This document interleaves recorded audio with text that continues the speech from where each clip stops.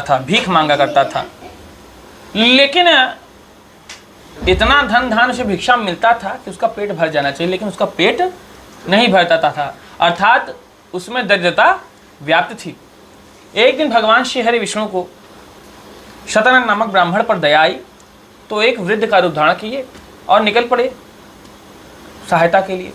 इधर शतानंद ब्राह्मण घर से निकला भिक्षा मांगने के लिए, तभी रास्ते में दोनों जन भेंटा गए।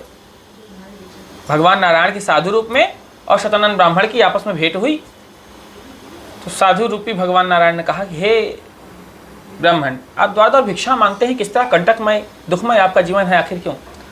तो शतानंद ब्राह्मण ने कहा, क्या बताएं बंधु, चाहे जितना भिक्षा मैं मांग लेता हूँ, मिलता भी बहुत है, लेकिन मेरा पेट नहीं भरता है। कोई उपाय हो तो बताएं जिससे मैं दरिद्रता से मुक्ति प्राप्त कर सकूं। तो भगवान साधु रूप में थे, उन्होंने कहा तुम भगवान श्री सत्यनारायण स्वामी महाराज की कथा पूजा करो, उनको करने से आपकी दरिद्रता का नाश होगा और आप वैभववान धनवान हो जाएंगे। भगवान भी व्रत की सारी विधि विधान शतानंद नामक ब्राह्मण को बताया, क्योंकि उसको उत्सुकता देखी उसके अंदर कि हाँ, उसको जानने की अभिलाषा थी।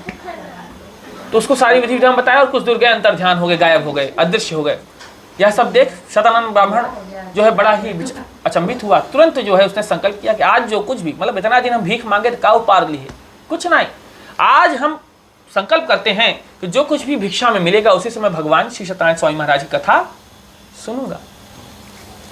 प्रभु ने देखा कि शतानंद ब्राह्मण जो है संकल्पित हो गया है, इसका मतलब वह मेरी पूजा करेगा।